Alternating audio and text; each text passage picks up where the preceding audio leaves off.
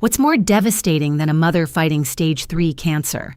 Discovering that while she was in chemotherapy, someone quietly opened a second bank account one digit off from hers just to intercept $45,000 meant to keep her alive.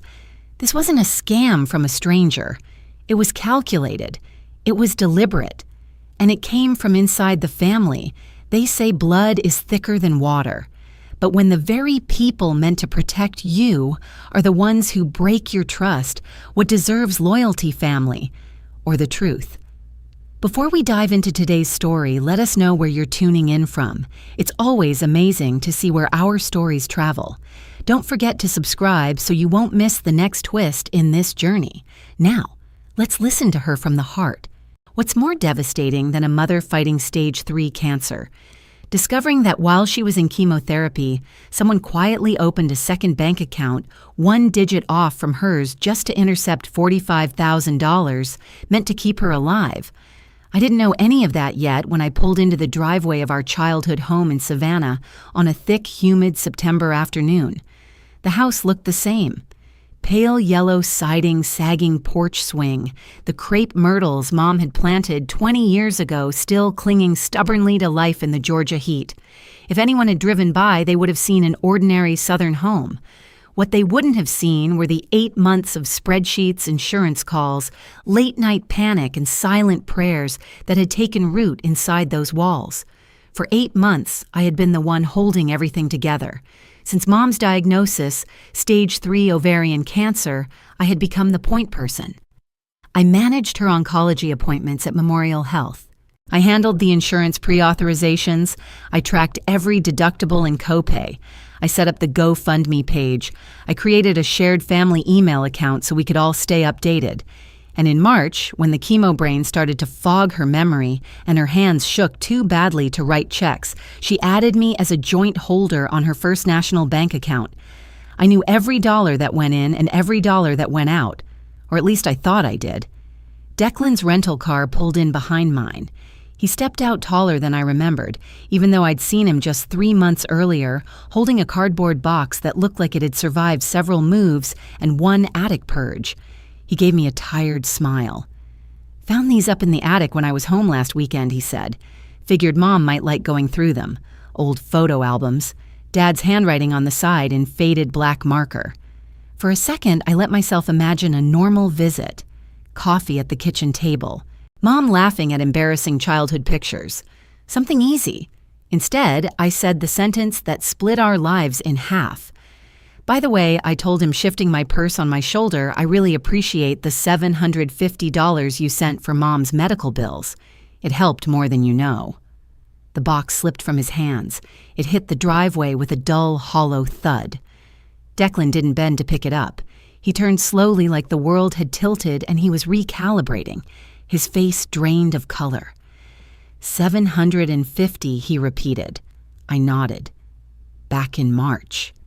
His voice came out low and controlled, but I could hear something underneath it, something breaking. "Azariah," he said carefully, "I sent $45,000. That should have covered everything." The air between us went silent. $45,000. My brain refused to process the number. March had been the worst month. The hospital had called twice about an outstanding balance, $16,000 past due, before they'd continue treatment. I drained our emergency savings. Micah had picked up extra shifts. I'd cut every non-essential expense in our household without even telling the kids why. I had combed through Mom's bank account daily during that time. I had watched the balance hover dangerously close to zero. There had never been a $45,000 deposit. "Declan," I said slowly. My voice sounding distant even to me, there was only $750. He was already pulling out his phone. No, I wired it. March 15th. I even emailed the confirmation to the family account. My heart started pounding. He pulled up the receipt from Chase. The wire transfer details were crystal clear. Sender Declan Pierce Caldwell. Amount $45,000. Date March 15th. Status completed. Recipient Eleanor Caldwell. First National Bank. The account number was partially visible. It looked right. I swallowed and opened the shared family email on my phone. This was the account I had set up in February so we could centralize updates and financial records. Every contribution, every bill, every breakdown had gone through there. I searched wire. Nothing. I searched 45,000. Nothing. Declan frowned. Check March 15th. I scrolled back. There were emails about Mom's second chemo cycle, a message from Maddox asking about lab results, a confirmation of Declan's $750 transfer, but no wire receipt. I sent it, he insisted, turning his phone toward me. There it was, an outgoing email to our shared address with the subject line, Wire Transfer Confirmation. Mom, time-stamped, delivered. I checked the deleted folder. Empty. The silence stretched. Either Chase had misdirected $45,000, or someone had interfered with the email with the bank account with us. And whichever answer was true, the result was the same. $45,000 money meant to keep our mother alive was gone. We didn't go inside right away. Instead, we stood there in the driveway, the humidity pressing against us, and tried to reconstruct March like we were piecing together a crime scene. Mid-March.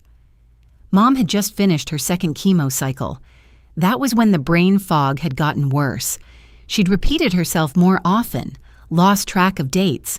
That was also when she'd signed paperwork adding me as a joint account holder because she didn't trust herself to manage bills alone. Corinne had still held power of attorney. She'd helped Mom draft it years ago, back when she was building her career as a paralegal in Atlanta. It had always felt reassuring having someone in the family who understood legal documents. I felt that reassurance curdle now. We went inside. The house smelled faintly of lavender and antiseptic wipes. Mom was at her book club. We had time. I opened my laptop at the kitchen table and logged into First National Bank. March 15th. There it was. Deposit $750. External transfer. Chase Bank. Time-stamped mid-afternoon. No $45,000. My stomach twisted. Declan dialed Chase's wire department on speaker. After navigating the automated maze, he got a live representative and read off the reference number from his receipt. I listened to his half of the conversation. Yes, I need the full routing and account number the funds were sent to. Yes, I understand. Please read it slowly. He wrote down the numbers as the representative recited them. Then he handed me the notepad. I compared them to Mom's account number displayed on my screen. Every digit matched, except the last one. One single digit. Mom's account ended in 381. The wire had gone to an account ending in 382. My throat went dry. That's not a typo, Declan said quietly.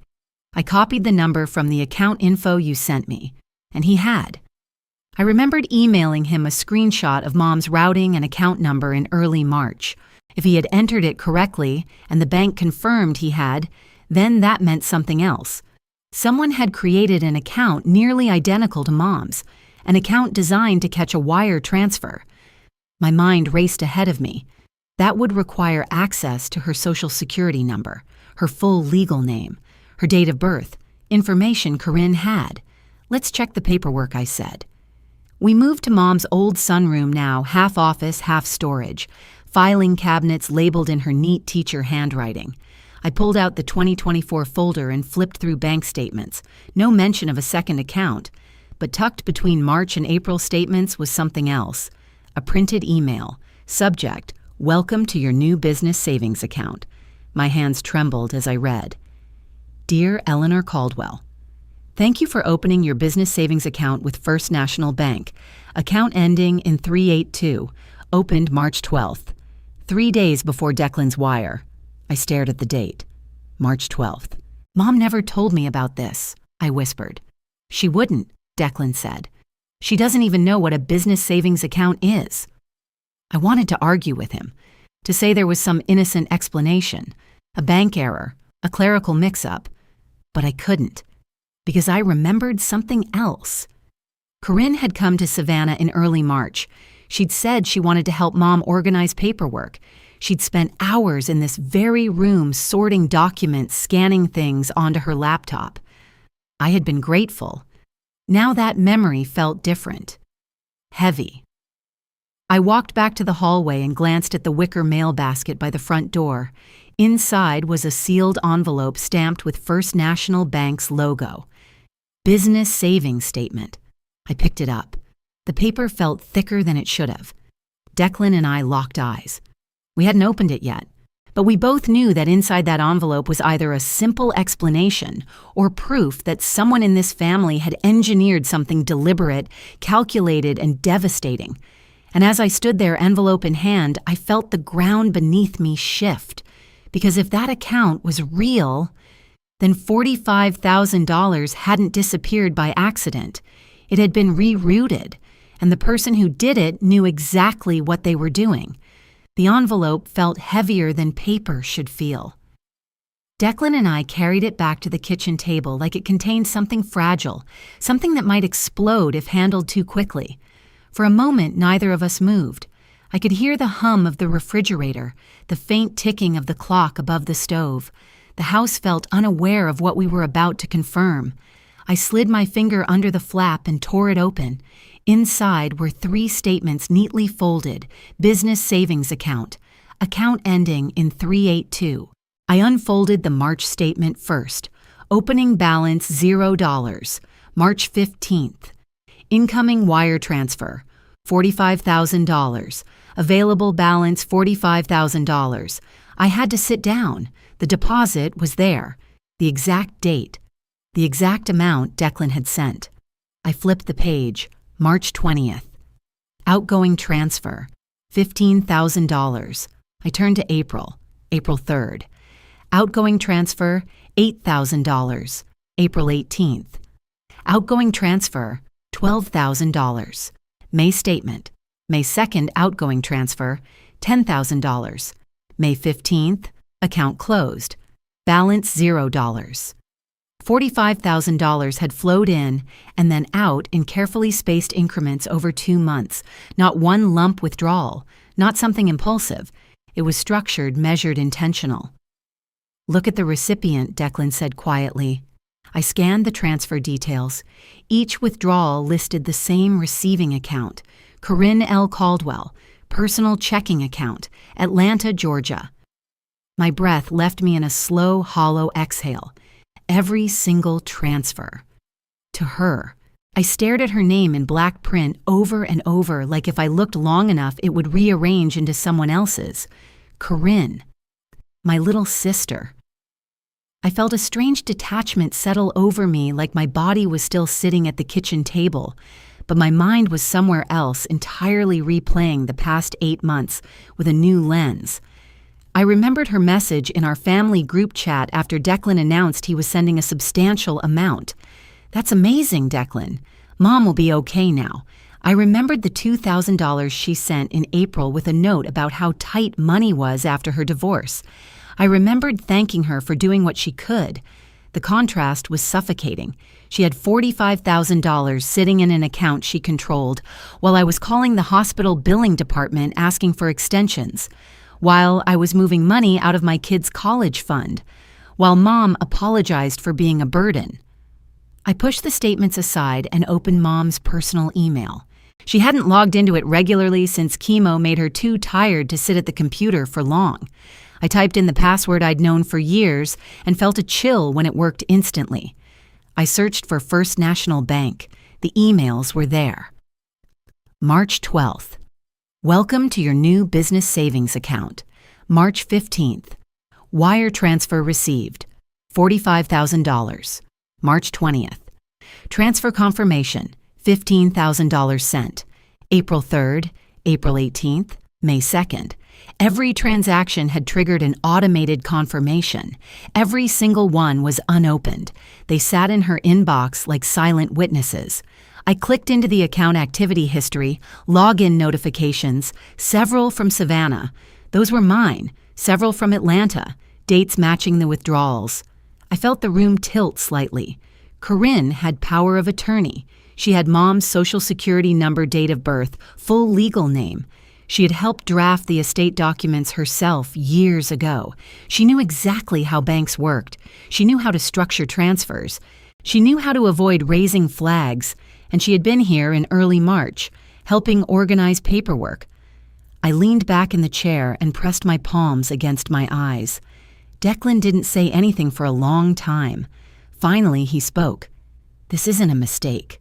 No, it wasn't. A mistake would have been one wrong digit. A one-time transfer, an apology, a correction. This was a plan. Open the account 3 days before the wire. Delete the confirmation email from the shared family inbox so no one would question the missing funds. Send a smaller $750 transfer to Mom's real account so it looked reasonable. Move the rest in staggered withdrawals. Close the account. The simplicity of it made it worse. My phone buzzed on the table and I flinched like I'd been caught. It was a text from Corinne. "Just landed back in Atlanta. Call me later if you need help with Mom's paperwork." I stared at the message. Help. The moral line in front of me felt razor thin. I could call her right now. Confront her. Demand an explanation. But if she knew we'd discovered the account, she could move money, delete records, prepare a defense. She worked in a law office. She understood damage control. I looked at Declan. "We don't call her," I said quietly. He nodded. We spent the next 2 hours documenting everything. Screenshots of the statements, downloads of the email confirmations, photos of the printed bank letters, a copy of the power of attorney paperwork. By the time we finished, the sun was lower in the sky and I felt older than I had that morning. This was no longer a family misunderstanding. It was theft. And the next step wasn't going to be a phone call between siblings. It was going to be the police. Walking into the Savannah Police Department felt surreal. I had driven past the building 100 times without ever imagining I would be there to report my own sister. Declan carried the folder. I carried my laptop. The air inside smelled faintly of coffee and disinfectant. We asked for the Financial Crimes Unit. Detective Samuel Hargrove met us in a small interview room with beige walls and a metal table bolted to the floor. He was in his early 50s, calm, observant, the kind of person who had seen enough betrayal that very little surprised him anymore. I laid everything out. The March 15th wire transfer. The account ending in 382 opened on March 12th. The deleted confirmation email from the shared family account. The outgoing transfers to Corinne's personal account in Atlanta. I kept my voice steady as I walked him through the timeline. Dates, amounts, screenshots. He asked precise questions. Who had access to your mother's personal information? Who held power of attorney? Was your mother cognitively aware at the time? Did she authorize any new accounts? Corinne. No. When we finished, Detective Hargrove leaned back slightly. "We'll need copies of everything he said, and we'll need a statement from your mother." That part hit me harder than I expected. Telling Mom. We drove back to the house in silence. She was sitting in her armchair when we walked in a blanket over her knees, even though it was still warm outside. She smiled when she saw us together. That smile broke something inside me. I sat across from her and explained carefully. The wire, the second account, the transfers. Her face changed slowly as the information settled in. "I didn't open any new account," she said, voice thin but clear. "I wouldn't even know how." "Did you give Corinne permission to move money into her personal account?" I asked gently. She looked almost offended. "Of course not." Detective Hargrove came by later that afternoon to take her statement. He asked if she understood what was happening, if she felt pressured, if she had authorized anything verbally. She answered calmly, directly, "No." I wrote down everything. A part of me felt guilty. I had been the one managing her finances. I had missed this account for 2 months. I had trusted that the absence of a deposit meant it never existed. That night, as if on cue, Corinne called. I put the phone on speaker. "What is going on?" she demanded. "A detective called me asking about some fraudulent account. Are you serious right now?" Her voice was sharp, defensive. "You stole $45,000 from Mom," Declan said flatly. "I did not steal anything," she snapped. "I was protecting her assets. Hospitals can seize funds. I was safeguarding it. In your personal checking account, I asked. You're overreacting, Zaria. You've always been emotional about money. I was trying to help. The audacity of it stunned me. She already knew about the investigation. That meant either the bank had flagged something or the detective had reached out. Either way, she was not surprised. After she hung up, I felt a clarity settle in. The next update came from Detective Hargrove 2 days later. The business savings account had been opened online from an IP address registered to Corinne's home in Atlanta. Security footage from a First National branch in Atlanta showed her at the counter depositing paperwork tied to that same account. There was no clerical error, no misunderstanding. Then came the bank records from her personal account. Every withdrawal from the business savings account had been followed by spending. A 5-night trip to Key West, a $4,300 credit card payment at a luxury retailer, a $6,000 down payment on a condo in Midtown Atlanta, not a single payment to Memorial Health, not one check written to a medical provider. The argument that she had been protecting the money collapsed under its own weight.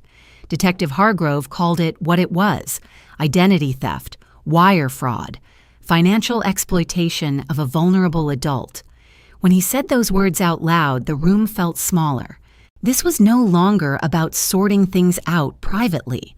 A criminal case was being opened, and I understood with a heaviness I couldn't fully describe that whatever happened next would not just impact Corinne. It would split our family in a way that could never fully be repaired. But the truth was already in motion, and there was no turning back. I thought I had already absorbed the worst of it when Detective Hargrove confirmed that Corinne had opened the second account and redirected Declan's wire. I was wrong. 2 weeks after we filed the report, he called me back to the station. There was a different tone in his voice this time. More serious, more measured. We've expanded the scope, he said. Declan and I sat across from him again in the same beige interview room. He opened a file that was noticeably thicker than the first one. As part of the financial review, he began, we looked at other deposits into your sister's personal accounts over the last 3 years. There are irregular patterns. How irregular? Declan asked. Detective Hargrove didn't answer right away. He turned the file so we could see a summary sheet. Unexplained deposits, $93,000 over 36 months. My chest tightened. These are separate from the $45,000 involving your mother, he clarified. Different sources, similar timing, similar structuring. I stared at the numbers. The pattern was unmistakable. Transfers in increments under reporting thresholds, accounts opened and closed within short windows, funds moved quickly, then dispersed. It's the same method, I said quietly. He nodded. The second shock landed harder than the first. An 82-year-old widower named Thomas Bell had reported a $23,000 discrepancy in his estate account. Corinne had been assigned to assist with his documentation at her law office. A temporary subaccount had been opened in his name. Funds transferred out in pieces. Account closed. A woman in early dementia had lost $18,000 from a trust fund intended to cover assisted living expenses. The withdrawals were spaced weeks apart. The authorization signatures were digital. An elderly couple who had hired the firm to draft their wills discovered $12,000 missing shortly after paperwork had been finalized. They had assumed it was a banking error until Detective Hargrove contacted them.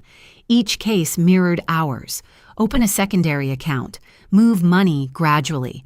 Close the account before scrutiny intensified. This wasn't panic. It wasn't desperation. It was repetition. I felt something inside me settle into a cold, steady clarity. My sister hadn't crossed a line once. She had built a system. Within days, the local news picked up the story. Paralegal under investigation for financial exploitation of elderly clients. They didn't name Mom at first. But Savannah isn't a large city, and word travels faster than official statements. By the end of the week, extended relatives were calling non-stop. Some expressed sympathy. Others were less kind. "She's your sister," one aunt said sharply over the phone. "Families handle things privately. as if we hadn't tried to understand it privately first, as if $45,000 meant to pay for chemo was something that could be brushed aside over Sunday dinner. At church the following weekend, I felt eyes on me. Conversations paused when I walked past. A few people hugged me. A few avoided me. One woman leaned in and whispered, "You're doing the right thing."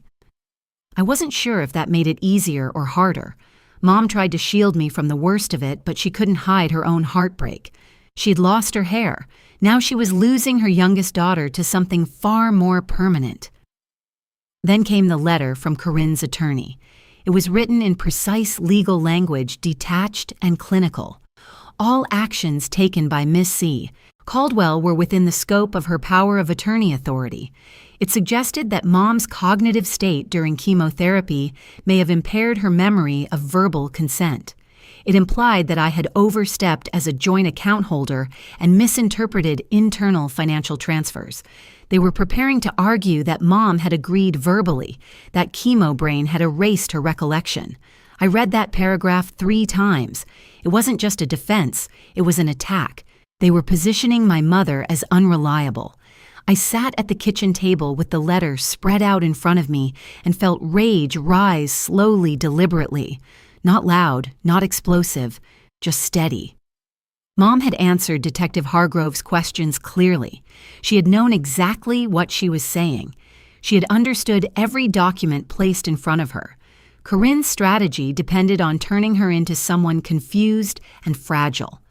Assistant District Attorney Caleb Rowan filed formal charges shortly after: identity theft, wire fraud, theft by deception, exploitation of an at-risk adult. The indictment cited digital forensic evidence, bank surveillance footage, IP address tracking, and structured financial transfers. This was no longer an internal family fracture. It was a criminal prosecution. There would be no quiet settlement, no apology over coffee, no family mediation. I lay awake that night staring at the ceiling fan turning slowly above me. If convicted, Corinne could face 10 to 15 years in prison. The weight of that number pressed down on my chest. I loved my sister. That truth didn't evaporate just because she had stolen from us. But I also loved my mother, and justice didn't come in partial measures. For the first time, I allowed myself to accept something I had been resisting. There was a real possibility that I would lose Corinne forever, and I was still going to see this through. The trial began in a Georgia state courtroom that smelled faintly of polished wood and old paper. I sat behind the prosecution table with Mom, Declan, and Maddox. My hands rested in my lap, fingers intertwined so tightly they ached. Corinne sat at the defense table in a navy blazer, her posture straight, her expression controlled. If someone walked in without context, they might have assumed this was a routine legal dispute. It wasn't. Jury selection lasted 2 days.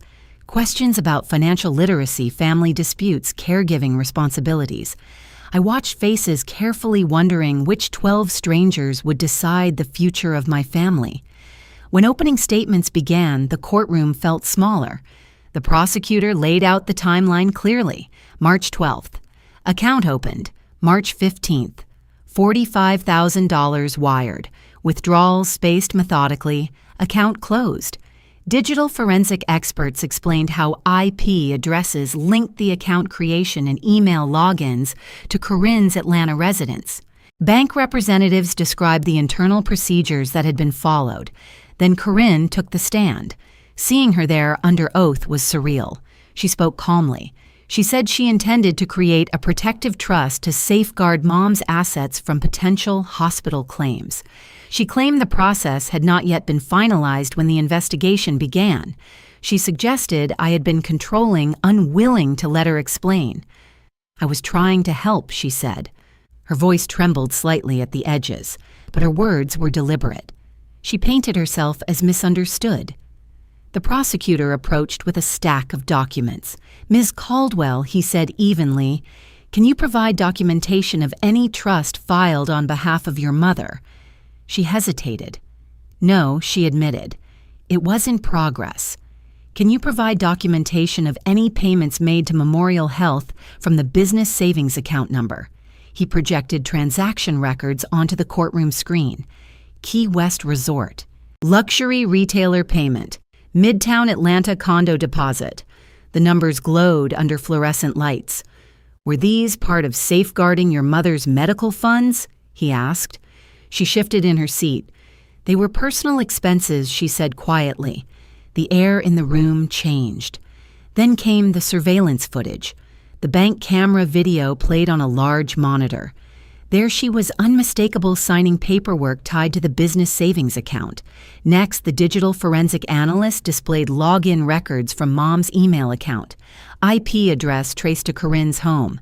Timestamp aligned with the deletion of the shared email confirmation. The prosecutor paused and let the silence stretch. There was no confusion in those records, no ambiguity. When closing arguments concluded, the jury deliberated for nearly 6 hours. I watched the clock more than I breathed. When they returned, the courtroom stood. On the charge of identity theft, we find the defendant guilty. The word echoed in my ears. Guilty. Wire fraud. Guilty. Theft by deception. Guilty. Exploitation of an at-risk adult. Guilty. Each count felt like a door closing. I didn't feel triumph. I felt something complicated and raw. Relief that the truth had been acknowledged. Grief for what had led us here. Corinne stared straight ahead. She didn't look at us. The judge scheduled sentencing for a later date. The maximum exposure could reach 12 years. As we stepped out of the courtroom into the bright Georgia sunlight, I understood that the legal battle had moved beyond questions of who did what. Now it was about consequences. The fracture in our family had been sealed into public record, and whatever sentence came next would not just mark the end of a case, it would define the next chapter of our lives. The 6 weeks between the verdict and sentencing felt longer than the 8 months of chemo. There was no more arguing about facts, no more scrambling to prove what had happened. The jury had spoken. The court had confirmed it. Corinne was guilty on every count, and yet nothing felt finished. Mom grew quieter during those weeks, not fragile, not confused, just quieter. She spent more time on the porch in the mornings, wrapped in a light blanket, watching the neighborhood wake up. Sometimes I'd find her staring at the magnolia tree in the front yard, as if it held answers none of us could reach. Declan extended his stay in Savannah, working remotely from the dining room table. Maddox postponed his return to Nashville, saying his rotations could wait a few weeks. None of us said it out loud, but we were bracing for the final impact. Assistant District Attorney Caleb Rowan called me into his office to discuss the victim impact statement. "This is your opportunity," he said, "to explain what this has cost you, not just financially." I nodded, though I wasn't sure where to begin. At home that night, I sat at the kitchen table with a legal pad and forced myself to write. I listed the numbers first because numbers were easier than feelings. $16,000 in overdue hospital bills in March. $32,000 withdrawn from my family's emergency savings. $12,000 pulled from my children's college fund. A personal loan taken out in April to keep treatment uninterrupted. Then I wrote about the nights I lay awake calculating interest rates instead of sleeping. The way Mom apologized for existing. The way I snapped at my own kids because I was exhausted from fighting insurance companies and pretending everything was fine. This wasn't just about money. It was about sitting in an oncology waiting room believing we were alone in carrying the weight when the money to lift it had been sitting in my sister's account. It was about trust collapsing while Mom was fighting for her life. 2 weeks before sentencing, Corinne's attorney reached out with a proposal, a late plea agreement. If Corinne formally accepted partial responsibility and agreed to structured restitution, the defense would request a reduced sentence, 6 years probation under strict supervision, mandatory repayment, no incarceration. Caleb called to inform us before responding. "We won't accept without the victim's input," he said. Declan and I met that evening in the living room while Mom listened from her recliner. 6 years probation, no prison, structured repayment. On paper, it sounded merciful. But this wasn't an isolated lapse. It wasn't one impulsive decision. It was a pattern that had harmed multiple elderly clients. She didn't stop until she was caught. Declan said quietly. I felt the familiar tug inside me, the voice that remembered birthday parties and shared bedrooms and whispered secrets after Dad died. Was I being too hard? Was I choosing punishment over reconciliation? Mom surprised me with her clarity. I love my daughter, she said softly. But love doesn't mean pretending this didn't happen. Her hands rested calmly in her lap. She made choices. Mom continued. She needs to answer for them. That was the moment I understood something I hadn't fully grasped before. This was no longer a choice between protecting family and protecting the law. It was a choice between protecting the truth and protecting denial. We declined the offer.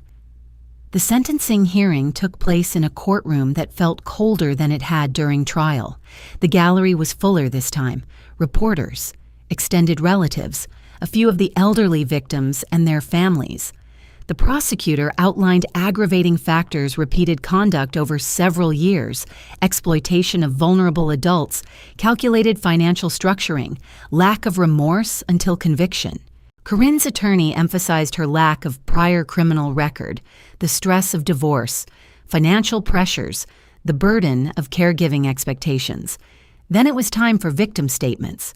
I walked to the podium feeling steadier than I expected. I spoke about March, about standing in my driveway believing my brother had sent only $750, about choosing between paying my mortgage and paying Mom's medical bills.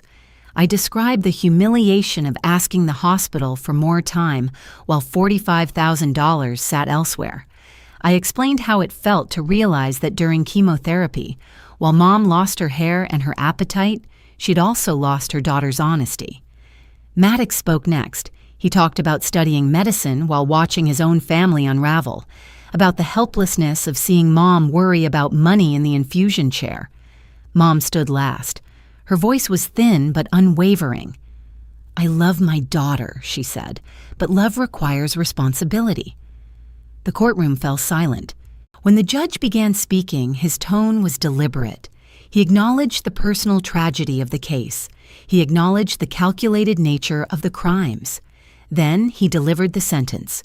12 years in state prison, eligible for parole after 8, restitution of $112,000 to all identified victims, permanent prohibition from holding fiduciary or financial authority positions. The words landed slowly. 12 years. I didn't look at Corinne immediately. I couldn't. When the bailiff stepped forward and placed handcuffs on her wrists, the metallic click echoed louder than anything else that day. I expected to feel vindicated. Instead, I felt something like grief. This wasn't victory. It was finality. As we walked out of the courthouse into the late afternoon sun, the world looked unchanged. Cars moved through traffic. People laughed on the sidewalk.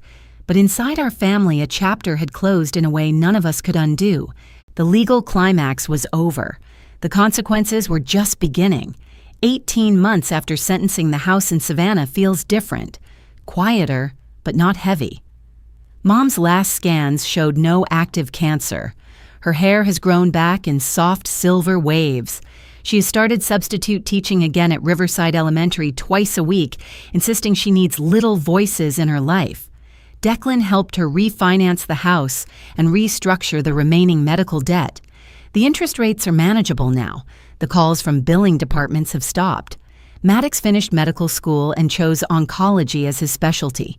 He says he wants to stand on the other side of the infusion chair. Life did not collapse after the sentence. It reorganized. The financial restitution payments are slow. Corinne earns roughly $100 a month through the prison work program. The amounts are symbolic more than substantial. Other victims have filed civil claims to recover what they lost. The process will take years. Material damage can be calculated. Emotional damage cannot. At first, Corinne's letters from prison were defensive. You don't understand the pressure I was under. I never meant for it to spiral. Then the tone shifted. I made mistakes. I thought I could fix it later. Eventually, the words became simpler. I'm sorry. Mom reads each letter at the kitchen table. Sometimes she folds them neatly and places them in a drawer. Sometimes she leaves them unopened for days. I need time, she says. I don't push her. I stand in a complicated space between anger and memory. I remember Corinne at 12 braiding my hair before school. I remember her sitting beside Mom at Dad's funeral gripping her hand. Those memories don't disappear just because the present is painful. One evening, I pulled out the photo box that had fallen onto the driveway the day everything began. We sat around the dining table, Mom Declan Maddox and me sorting through photographs from years before cancer and courtrooms.